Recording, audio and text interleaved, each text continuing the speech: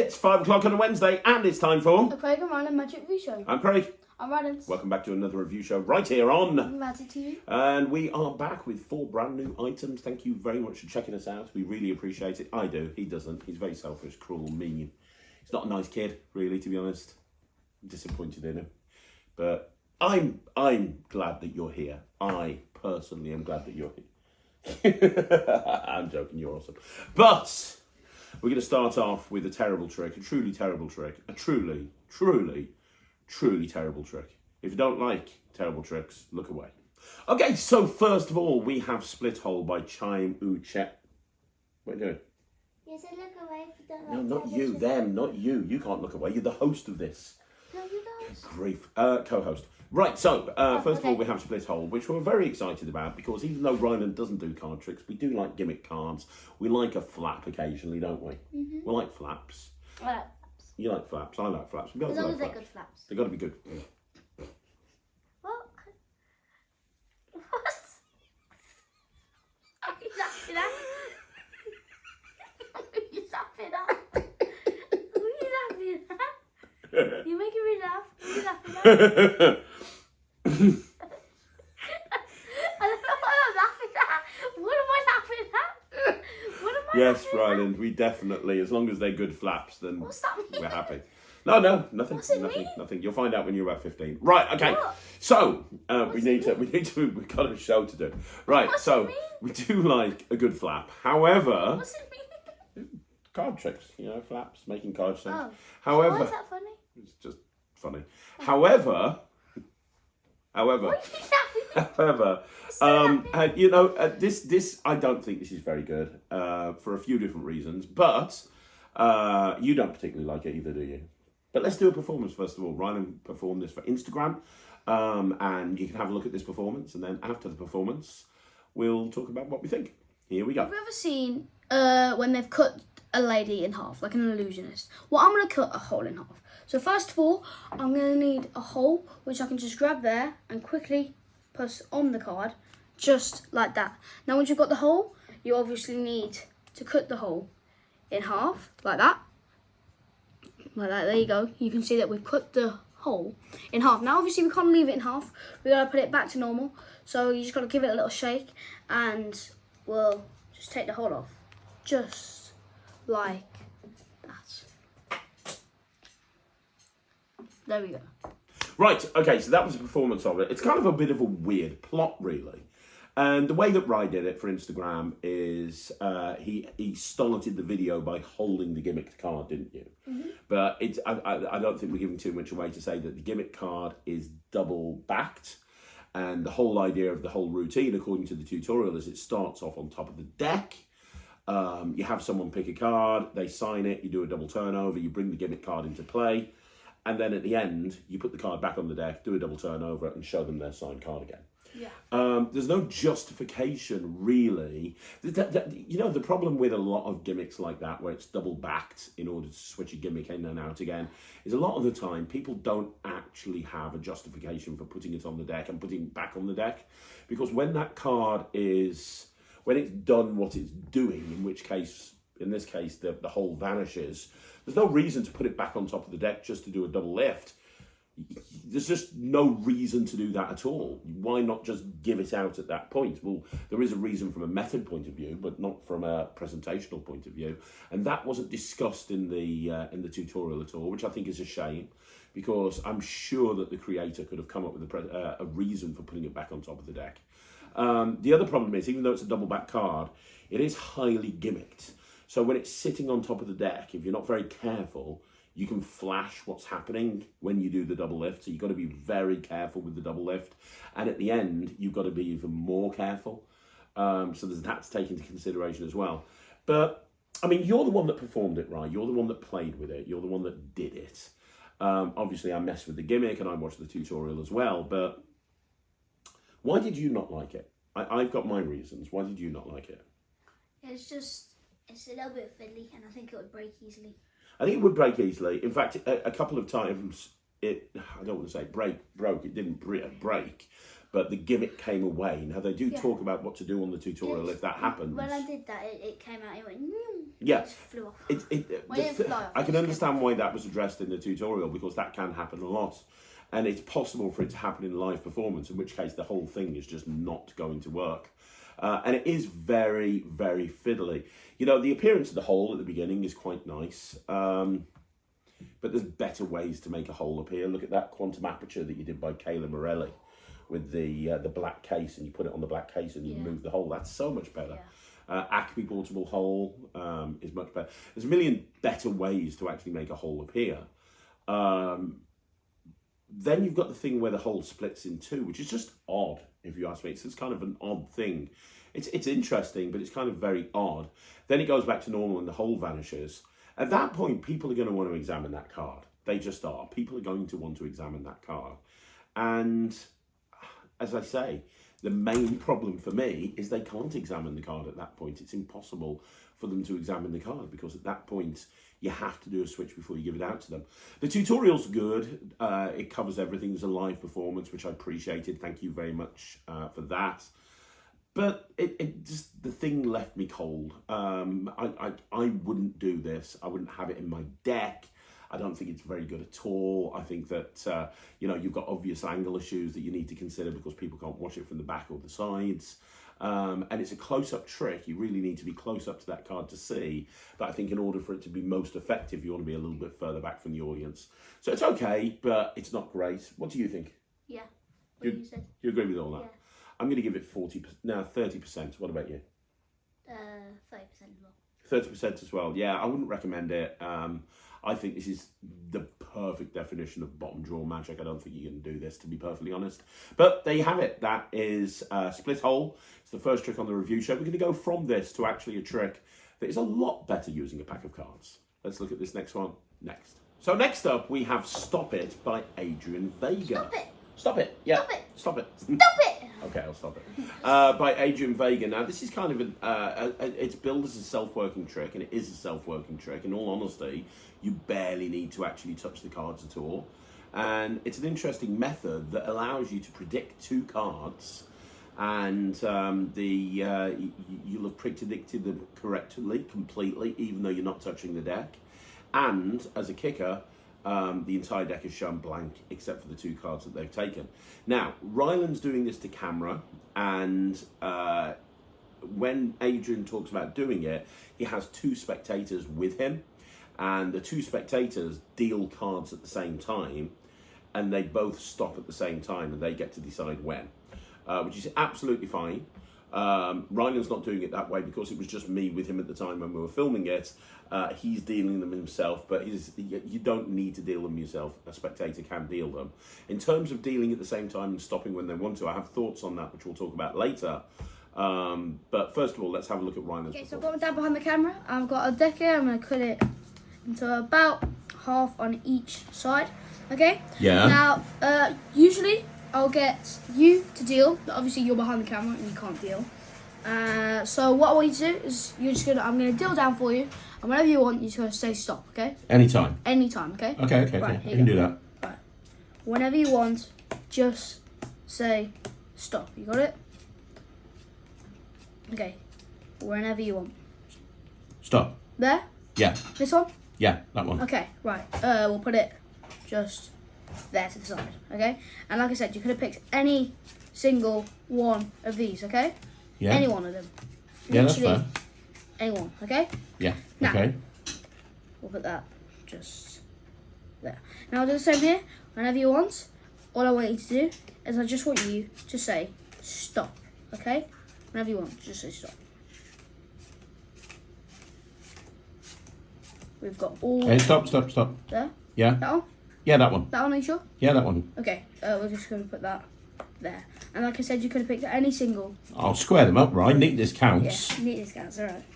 Alright, there you go. Okay. There we go. There you go. Okay? Yeah, You happy? I'm happy. Now, as I said, I've got two predictions. I don't know if I actually said that, but I've got two predictions. Now, as you can see, hopefully they're both correct. So we've got two cards here. One of them is 7 of diamonds. Okay. And the other one is the 10 of clubs. And as you can see, the 2 predictions were the 10 of clubs and the 7 of diamonds. Right, that's pretty good. That's actually pretty cool. really But good. the thing is, you kind of had no choice. What do you mean? Because if you look here, you can see that you couldn't have picked anything else. What do you They mean? were all completely blank. What? Okay, so I really like that performance, right? It was a good performance. Thank you. Here's the thing. When Adrian teaches this, and you see a live performance, which is great, really, really good, and you also see a full tutorial. Adrian's a very good teacher, goes through everything with a fine-tooth comb, talks about the history behind the product, talks about how it works, everything, goes through everything with a fine-tooth comb. When he talks about it, he, like I said before, he gets 2 spectators to deal cards at the same time. I don't think I like that, because in my head, and maybe I'm thinking like a magician, I was thinking, oh, okay, so, you know, you could have some sort of setup where they're both going to end up on like predetermined cards or whatever. I actually prefer the way that you did it, which is you get the first spectator to stop whenever they want to. You get the second spectator to stop whenever they want to, and they're stopped in 2 different places.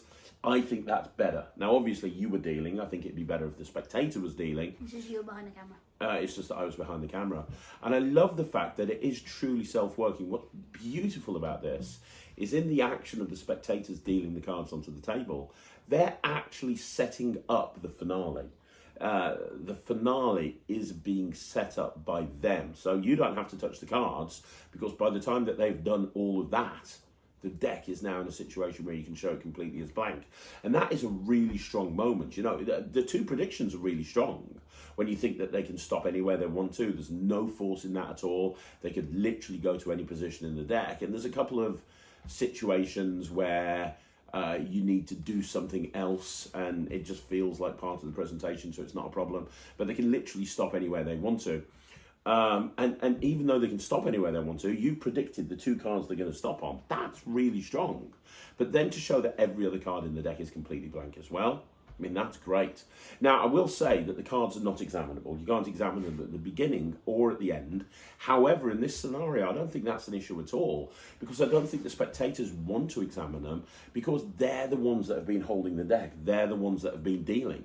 So they know that everything is corpus mentis, because they're the ones that have been dealing the cards. So when you show the cards are blank at the end, you can show the cards are blank. And the way that you showed the cards were blank, you just spread through them in your hands. But you can show full faces of every card. It's not like it's a half and half card or something like that. The entire surface of all of the cards are blank. You could have spread them out on the table if you wanted to, instead of doing it in the hands. There's a lot of different ways that you could do it. But the method is really clever. It's a use of a gimmick that I have played with many, many times in the past, but it's been done in a very, very different way. And I love the creative leap forward that Adrian's done with this. What do you think? I really like it. You like it? I really like it, yeah. Man of few words today, aren't you, Ryan? I like Few it. words. Now, it's a card trick, and you don't normally like card tricks. I like the prediction. But you like the prediction. And technically, it's not really a card trick, because there's only 2 cards in play. Most of them are blank. But this allows you to focus on presentation. One thing that you need to be aware of, you're going to need to have a table. This is not a trick for a strolling performer. You wouldn't really be able to do this in the spectator's hands. You might, but I think it would be a bit awkward. But all in all, I love this. I think this is great. I'm going to give this 92%. What are you giving it? I'm going to give it, I don't know if I'll do it. I think it's very cool. So what are you giving it? I'm going to give it 79%. 79%. He likes it, but he's not going to do it. 79% from him, 91% from me, 92% from me. I definitely would do this. I think this is really strong.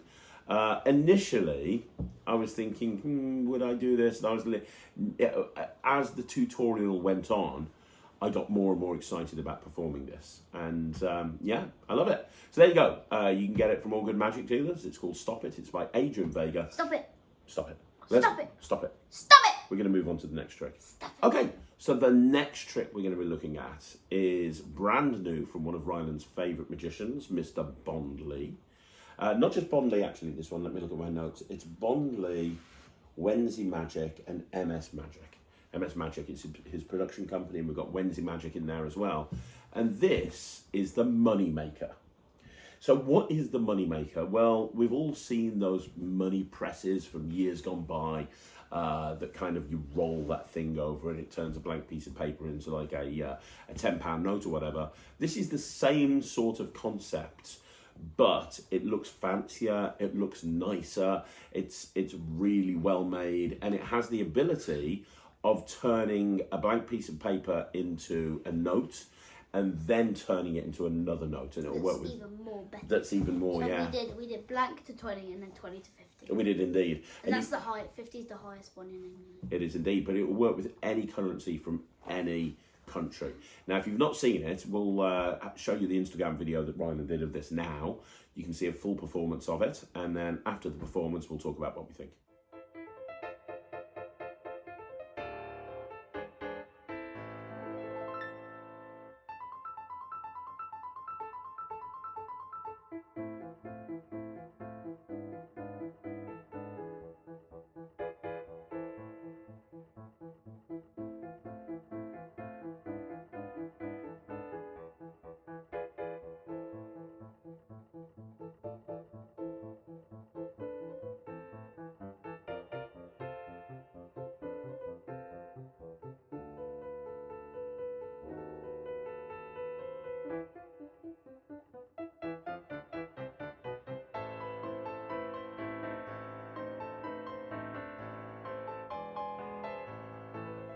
So, what do you think of this, Rye? Because I know you were very excited to get your hands on this. What do you think of it? I think that I think this is very cool. Why do you like it? I like it because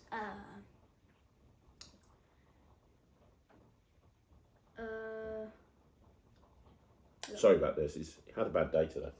Why do you like it, Ryan? Well, what do you like about it? What do you like about it? Do you like it? Do you not like it? Like, I really like it because I'm trying to think of why I like it, but it's, I like all the moments of magic. you like all the moments of magic. Yeah. Okay. Normally, you're a lot more talkative than you are here. Yeah. I'm trying to think. You're trying to think about what you like about it. Yeah. I like Okay. everything. While he's thinking, I'll tell you what I like about it. It's super visual. I love the fact that you can show the press. Oh, yeah. You can I like show that. the base. That's good. You can print it. Then you can show it again, print it. And in between each print, you could hand the bill out if you wanted to for examination. yeah. I think that's really I like the smart. fact you can show everything. Because I've seen them before, but not with a double print. It's normally one print.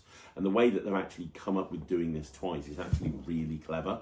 It took us a while to actually figure this out because the tutorial is only 7 minutes long. There's no live performance, naughty Bondley. There's no live performance. It's 7 minutes long. And it's Bondley literally going, okay, this is how you do it. And we had to stop it and rewind it a few times because we couldn't really follow what was going on. It took us about an hour to even get the thing to the point where it actually worked. And that was really kind of us doing it wrong, not like the fact that the trick was bad. It was really us doing it wrong. Yeah. But yeah, I mean, what I like best about this is let's be honest, this is not the sort of thing that you would bring out if you were doing strolling magic. You wouldn't just bring it out your pocket and go, look, I've got a money press. This is kind of a formal close-up show type thing. Yeah. This is a parlour show type thing. But I do think that this would work well, and this is one of the reasons I really like it. I think this would work really well on stage. I think this would work really well in a family show. I think this would work really well. Like, you do a lot of Miser's Dream type routines. You do that thing where you're making all of the money appear. Yeah, there's that coin ladder. You do the coin ladder, you're learning the coin ladder at the moment, obviously. You do the Jeff McBride cup thing with the hole in the back that you're constantly producing coins from. So you do a lot of that. I could see this as a lead into that routine on stage. Yeah. And you could kind of almost use the hook. All the tourist stuff. Yeah, you do there. That's another routine you do with money. So I could see this as a lead into it and say, what's that hey. one with the coin thing? The one with the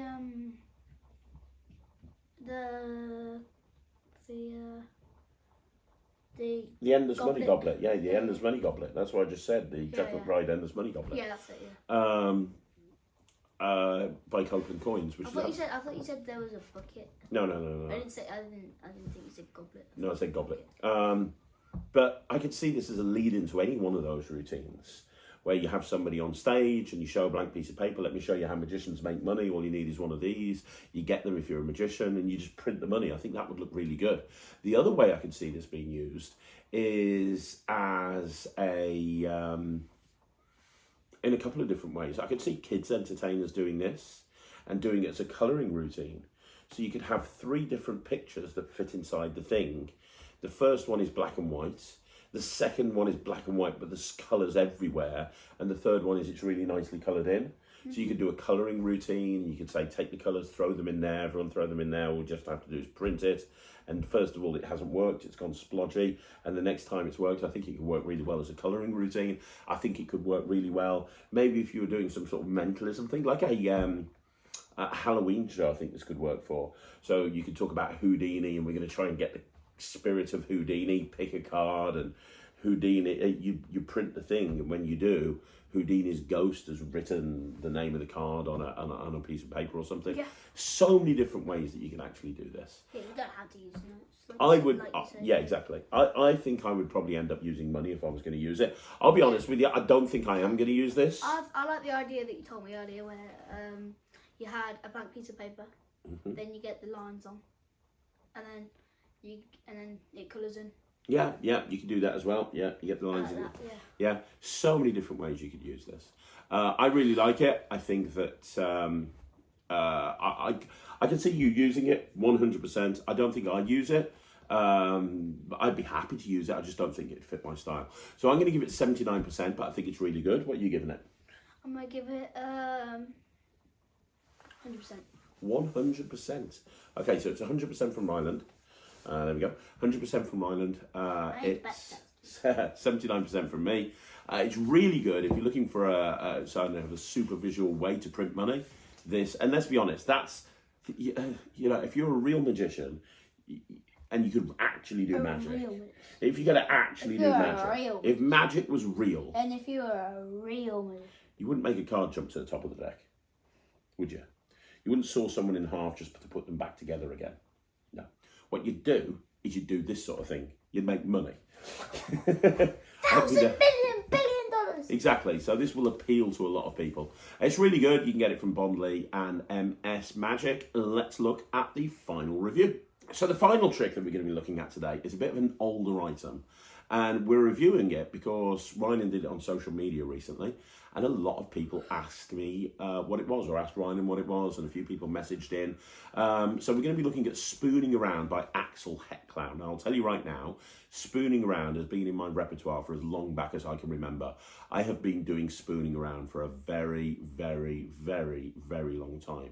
So what is Spooning Around? Well, basically, Spooning Around is Axel Hecklau's routine where a spoon turns into a fork. Now, there's a few different ways of doing it. The tutorial is going to go through multiple ways of doing it.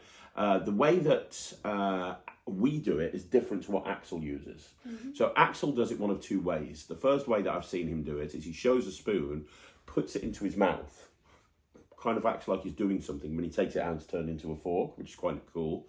And the other way I've seen Axel do it is he's got like a little envelope, and he shows a spoon. He puts the spoon inside the envelope so that the bowl of the spoon's in the envelope. He then takes a knife and starts pushing the knife through the bowl of the spoon, and it looks like it's penetrated through. And he says, I'll tell you how it works. There was a hole in the spoon. You see, when I put it in there, I turned it into a fork. And he takes the thing off, and now it's a fork, which is a really cool way of doing it as well. I've always used this as an opener at big tables. This is a great opener at big tables because I walk up to the table and say, hey, my name's Craig, I'm the magician, I want to show you some magic, I'm going to show you a trick with a spoon, watch, I'm going to hypnotise the spoon, blah, blah, blah, blah, blah. Okay, you don't look impressed, I tell you what, let me see if I can turn it into a fork. And I do that as a really quick bit. I then go to put the fork away and I switch the fork for a liquid metal fork, and then I go into liquid metal, which you can now get those forks directly from Alakazam Magic. That's how I've always done it, and I've used that for years. But you use it in your show sometimes, don't you? You use it as a piece in your stage show, as an opening bit in a stage show. It's really, really, really, really good. I've seen other people use it. I don't want to give anything away, but if you want to see a really clever use of the Spooning Around gimmick, go have a look at the Curious Cabaret. Chris Wilde has got an amazing way of using it that's very, very clever. And it's kind of more of a transposition style routine. I appreciated that. I thought that was very, very good. But if you've not seen it, we'll show the Instagram video of you doing it, if that makes sense. So it's an older item. You can get it directly from Axel Hecklau. Let's look at the video of Ryland doing it. Okay, so I've got a spoon here, and I'm going to try and hypnotise it, okay? Right, just watch. I'm going to hypnotise it, okay?